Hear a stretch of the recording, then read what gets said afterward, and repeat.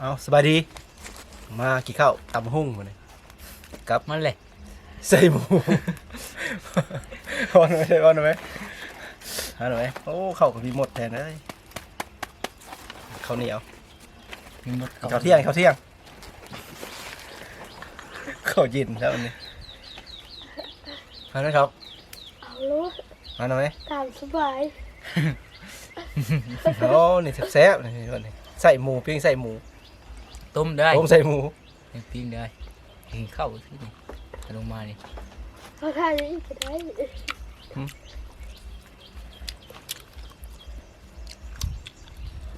ขม แซ่บ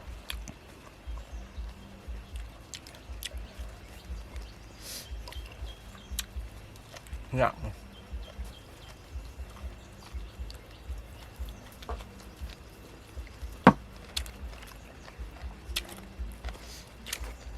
มะเขือธรรมชาติ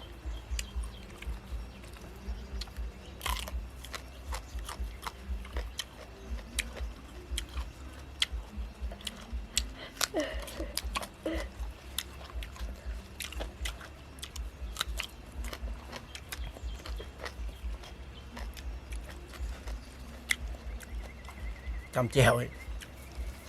กระเพราผ้า ใช่ว่าผ้าซื้อเจียวขโมยเลย เจียวพาพา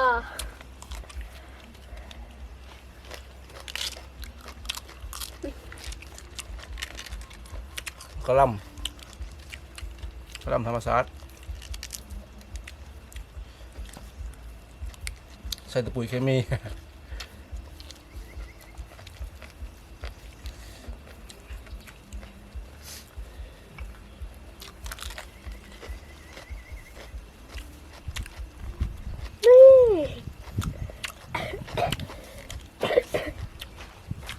เผ็ดป่ะ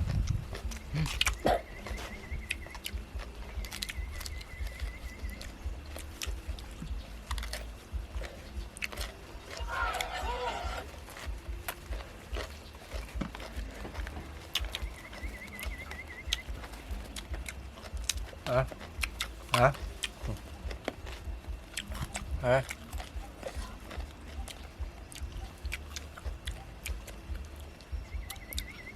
โอ้เผ็ดโพด เจ้าฮะ ใส่หมู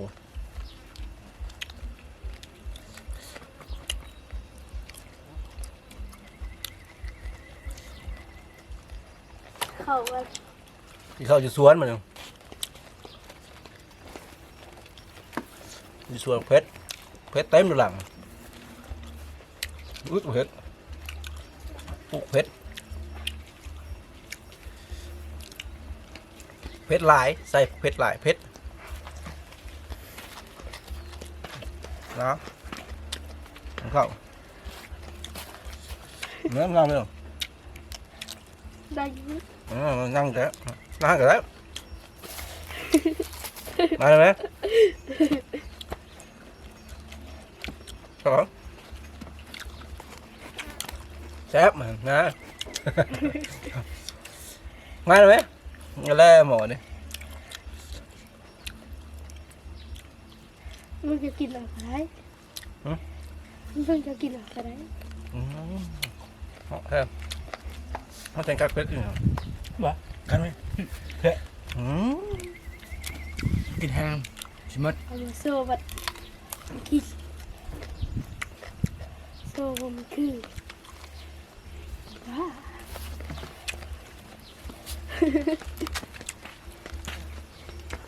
mấy bài học เอาเลยตามสบาย chín nó gì đó mình bứt này อยากเขากล้องมันจะ mấy bài phết อยากเขากล้องมันจะ đây mù cái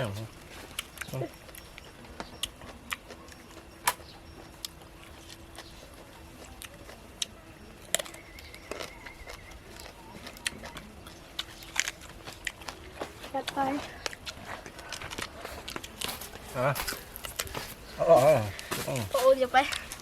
nói người già quý à nhưng mà ít một lưng ความมันนะ ừ. เอาความใช่ไหมนะ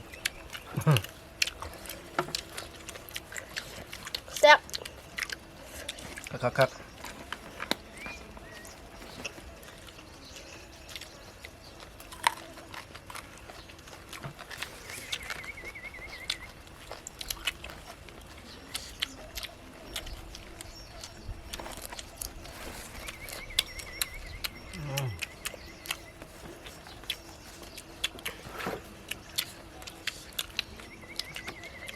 เจียวผ้า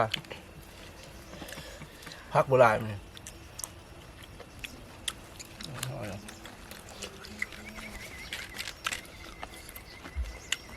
ต้มไส้อ่อนหมูครับอีกบุกหนาอีกวะ อืม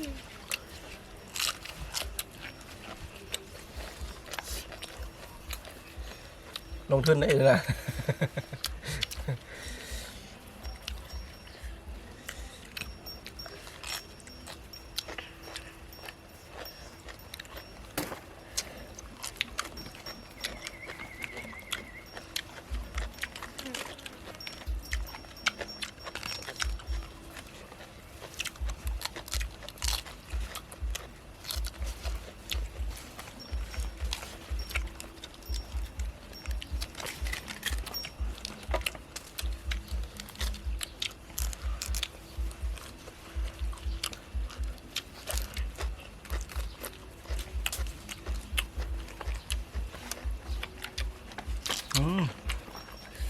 บุดมือ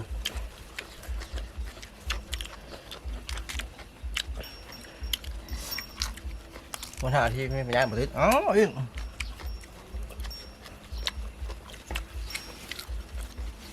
เอาเปิดข่าวมันแค่ขึ้นมาล้ำรวย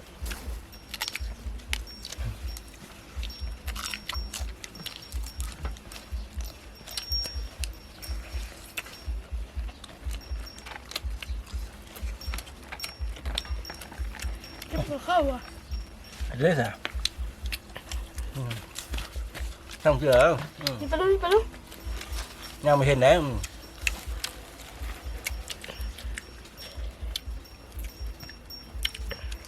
มิดมิด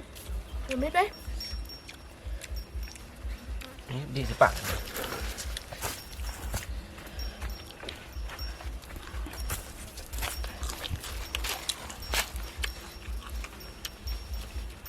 มีฮอตไลน์เนาะแค่ขาเนาะ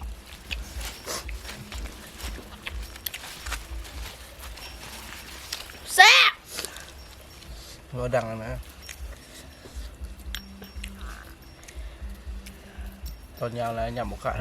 ขายเลยซอยมิสเตอร์แทน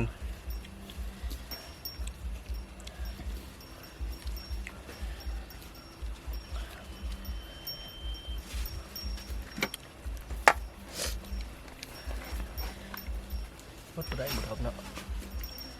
ต้องตอนใหญ่ก็เ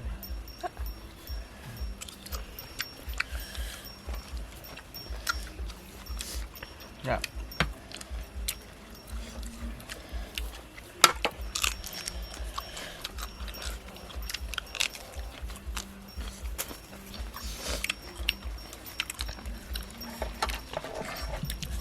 3 คนมึงมาเลี้ยงควาย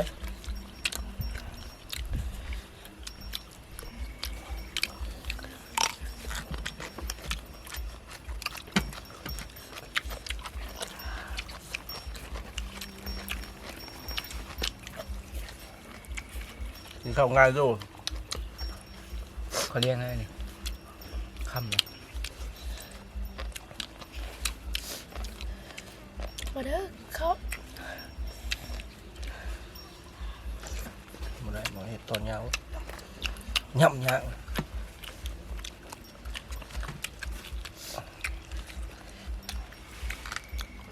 เปิดเลยกินข้าวเดียวเปิดยังเหลือดังมาเทนสามีนะ ถ้าลงเฟซบุ๊ก ถ่ายลงยูทูบไปแล้วคอนเทนต์ครั้งนิดมาเป็นเฮ็ดยูทูบเบอร์สายกินฝากกดไลค์กดแชร์กดติดตามหน่อยเด้อพี่น้องเด้อมือใหม่ ยูทูบเบอร์มือใหม่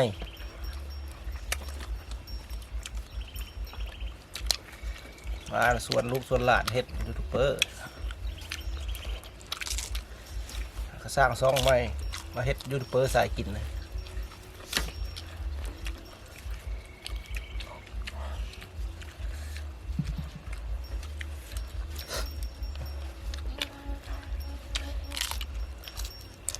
มากอะช่วยกันไลค์ช่วยกันแชร์ช่วยกันเบิ่งแหน่ก็เป็นกำลังใจ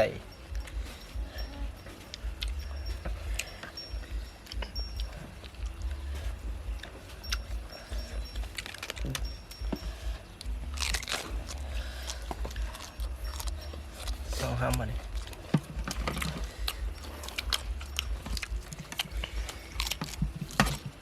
อ๋อเจ้าผ้า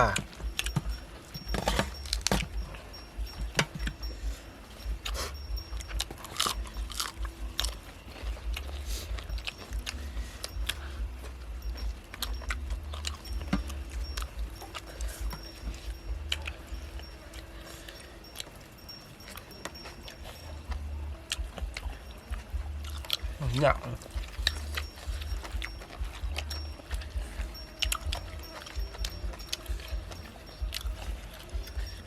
ไปบ่ มาละ มาซอยจุนะเนาะกินมาจุเลยจุตับไปกระลำมากระลำไปกระลำ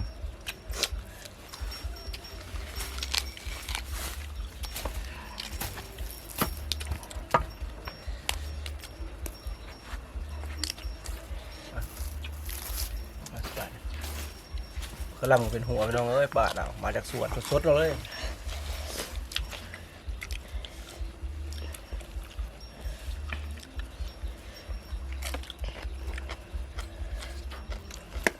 หมดเอาไว้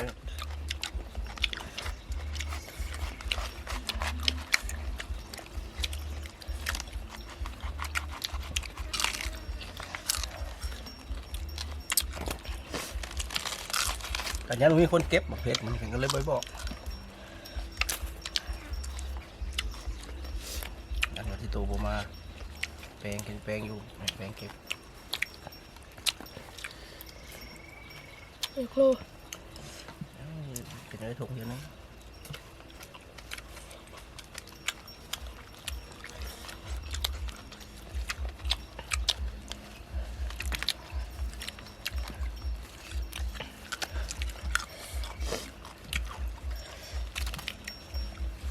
โอ้หยาบเลยขึ้นเลย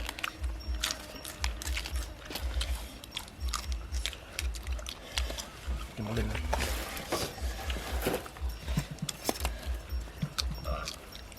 และ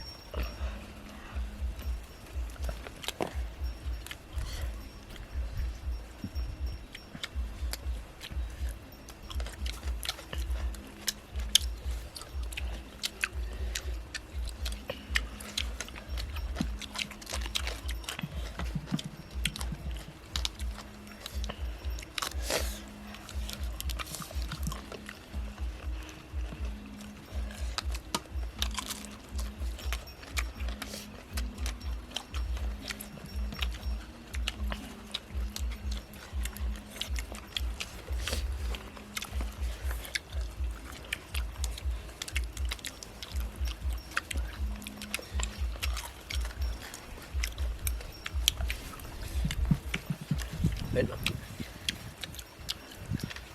ทำไหมพันใส่หมูนะพันใส่หมู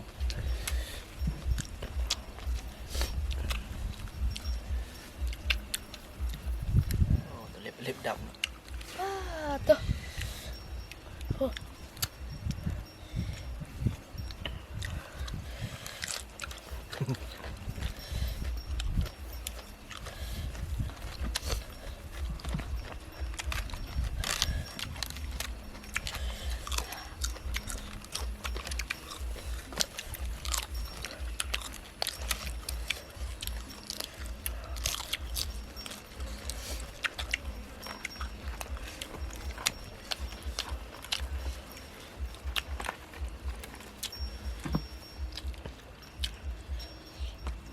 ลงมาเดี๋ยวย่างมาลงพี่บ่โดยมาเงินเจ๋งละมุดบ่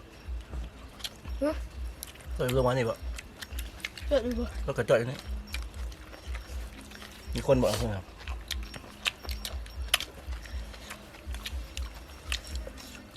เอาลงมาเขากำลังเก็บดึกอยู่ มันเก็บลูกมันนะ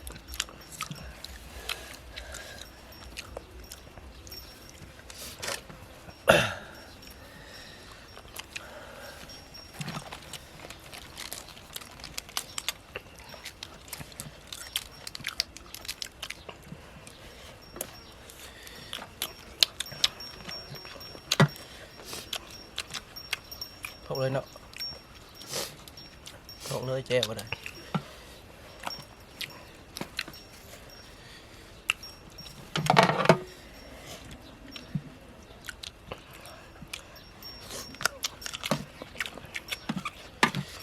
เบิดเผ็ดเลย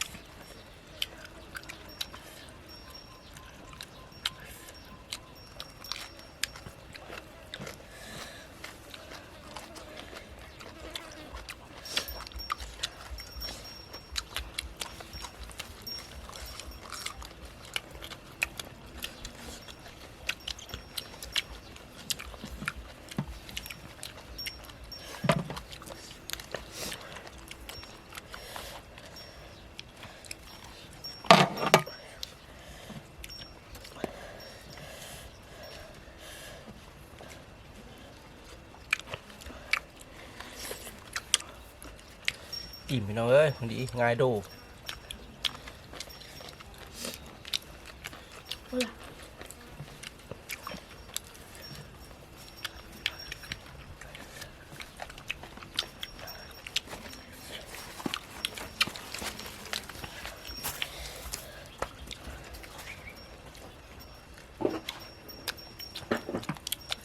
ก็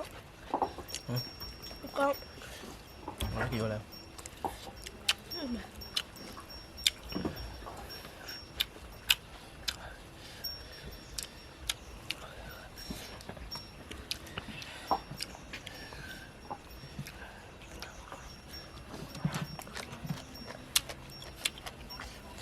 นะ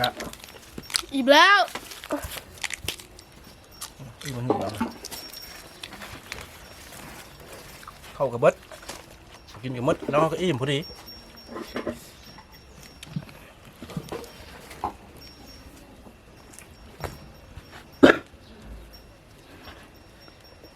จะไปไอไหมหมอนี่กระเทอ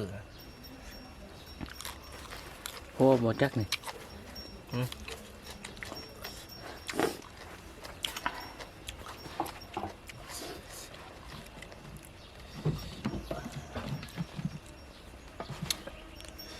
โอ้เลยตะจานก็โลว่ะเนี่ย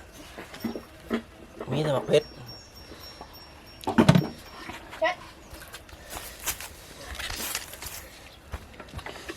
มาเนี่ยมดคลิปเขาเนาะขอบกับใจท่านผู้ชมทั้งหลาย